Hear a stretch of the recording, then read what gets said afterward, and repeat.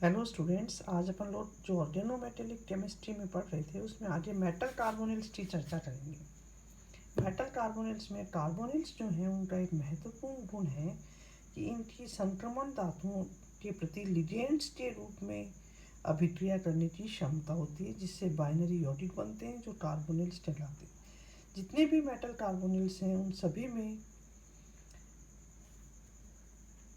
धातु परमाणु जो है वो शून्य ऑक्सीकरण अवस्था में होते हैं। तो मेटल कार्बोनिल्स को पढ़ने से पहले अपन कार्बोनिल की स्ट्रक्चर के बारे में डिस्कस करेंगे। Structure of carbonyl molecule. Carbonyl molecule में जो कार्बन एटम है, ग्राउंड स्टेट में जो इसका इलेक्ट्रॉनिक विन्यास है 2s2, 2px1, 2py1 and 2pz zero. अब यहाँ पर 8s और 8p ये दोनों मिलकर के 2sp हाइब्रिड ऑर्बिटल्स बनाते हैं। जब carbon atom sp hybrid orbital में है तो इसमें 8sp ऑर्बिटल तो कम्प्लीटली फिल्ड है, दूसरा sp ऑर्बिटल जो है हाफ फिल्ड है जिसमें एक इलेक्ट्रॉन है, 2py1 एंड 2pz0। इसी प्रकार से जो ऑक्सीजन एटम है उसका इलेक्ट्रॉनिक जो कॉन्फ़िगरेशन है in ground state 2h2, 2px1, 2py1 and 2pz2। Oxygen भी यहाँ पर sp हाइब्रिड ऑर्बिटल में है। 8s और 8p ये दोनों ऑर्बिटल मिलकर के 2sp हाइब्रिड ऑर्बिटल बना रहे हैं। 8sp कम्प्लीटली फिल्ड है, दूसरे sp हाइब्रिड ऑर्बिटल में एक इलेक्ट्रॉन है। इस प्रकार से कार्बन और ऑक्सीजन जो हैं उनका इलेक्ट्रॉनिक विन्यास जो है after hybridisation sp2, sp1, 2px1, y1 and 2pz0, और ऑक्सीजन जो है sp2, sp1, 2py1, 2pz2। अब यहाँ पर जो sp एक हाइब्रिड ऑर्बिटल है कार्बन का और एक ऑक्सीजन का, ये तो कम्प्लीटली फिल्ड है, इसलिए किसी भी प्रकार की बॉन्डिंग में भाग नहीं लेते। जबकि कार्बन का एक sp और ऑक्सीजन का एक sp हाइब्रिड ऑर्बिटल जिनमें की एक एक इलेक्ट्रॉन है, ये आपस में ओवरलैपिंग के द्वारा सिग्मा बॉन्ड बनाते हैं, सिग्मा बॉन्ड का निर्माण करते हैं।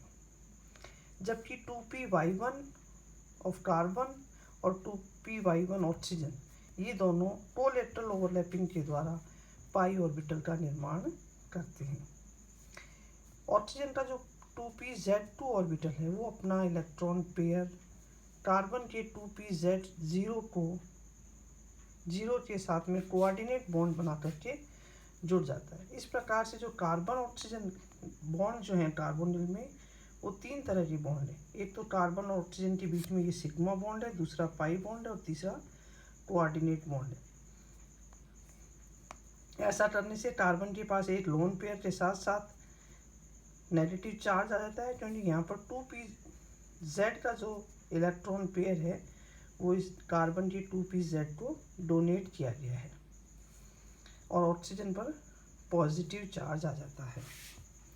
प्रथम रूप में कार्बन अपना एक इलेक्ट्रॉन युग्म जो है वो धातु को दान कर देता है, अतः इस प्रकार का बंध तभी बनेगा जब धातु के पास कम से कम एक जो है पूर्णतः रिक्त कक्षक उपलब्ध हो, तभी इस प्रकार की बॉन्डिंग होगी। दूसरी अवस्था का उपयोग करते हुए कार्बन जो है वो दो बंधों का निर्माण करेगा। ये दोनों बंध एक ही धातु परमाणु से या भिन्न भिन्न धातु परमाणु से निर्मित हो सकते हैं। यदि दोनों बंध एक ही धातु परमाणु से हों तो इनमें एक सिग्मा और एक पाई बंध होगा। दो धातु परमाणु होने की स्थिति में ये दोनों सिग्मा बंध द्वारा बंधित होंगे। धातु कार्बोनिल्स को धातु परमाणुओं की संख्या के आधार पर दो भागों में विभाजित किया गया है, मोनोन्यूक्लियर और पॉलीन्यूक्लियर।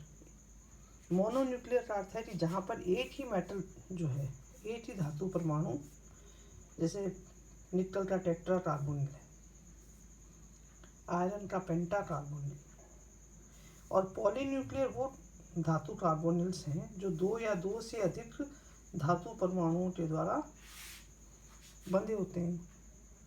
अगर धातु धातु के बीच में मेटल कार्बोनिल्स बनाते समय धातु धातु के बीच में भी बंध बनता है तो हम इन्हें ब्रिज्ड कार्बोनिल ग्रुप्स कहते हैं। तो ये जो अभी अपन ने जो है CO ग्रुप यानी कि कार्बोनिल की संरचना को पढ़ा, अब आगे जो है अपन इसमें मेटल कार्बोनिल किस तरह से बॉन्ड जो है वो बनता है इसको देखेंगे। मेटल का जो वैकेंट डी ऑर्बिटल है वो कार्बन के sp हाइब्रिड जो फील्ड ऑर्बिटल है उसके साथ में अतिव्यापन करके बॉन्ड बनाता है, लेकिन ये बंध काफ़ी दुर्बल होगा। जबकि कार्बोनिल कंपाउंड्स जो हैं उनकी प्रकृति काफ़ी अधिक स्थायी बताई गई है, स्थायी है, तो इस बंध को प्रबल होना चाहिए। इसके लिए इसमें बैक बॉन्डिंग का कॉन्सेप्ट दिया गया कि यहाँ पर जो है इस बंध के साथ साथ एक और भी बंध है। इसमें धातु परमाणु के भरे हुए जो डी कक्षक हैं वो कार्बन परमाणु के रिक्त विपरीत बंधी कक्षकों के साथ में अतिव्यापन करके पाई बंध बनाते हैं, जिसको हम डी पाई पी पाई स्टार बॉन्डिंग कहते हैं। मेटल का डी और कार्बन का पी, और पी भी विपरीत बंधी, इसलिए हम इसको डी पाई पी पाई स्टार बॉन्डिंग के नाम से बताते हैं। पर ये जो देखिए इसमें जो स्ट्रक्चर है, ये जो बॉन्ड है बीच वाला कार्बन और मेटल के बीच में, ये तो कार्बन का पूरा भरा हुआ sp हाइब्रिड ऑर्बिटल्स जो है वो मेटल के रिक्त डी कक्षक के साथ में बॉन्ड बनाता है, जबकि मेटल के जो डी पाई कक्षक हैं वो कार्बन के विपरीत बंधी रिक्त कक्षकों के साथ में ये बॉन्ड जो है डी पाई पी पाई स्टार बॉन्डिंग कहलाती है। इस तरह से बैक बॉन्डिंग के द्वारा जो मेटल कार्बन के बीच का जो बॉन्ड है वो स्टेबल हो जाता है और मेटल कार्बोनिल के स्थायित्व की व्याख्या करता है। इस तरह से जो मेटल कार्बोनिल्स हैं वो काफ़ी स्थायी यौगिक हैं। इन सभी के अंदर जितने भी धातु परमाणु हैं वो शून्य ऑक्सीकरण अवस्था में होते हैं। धन्यवाद।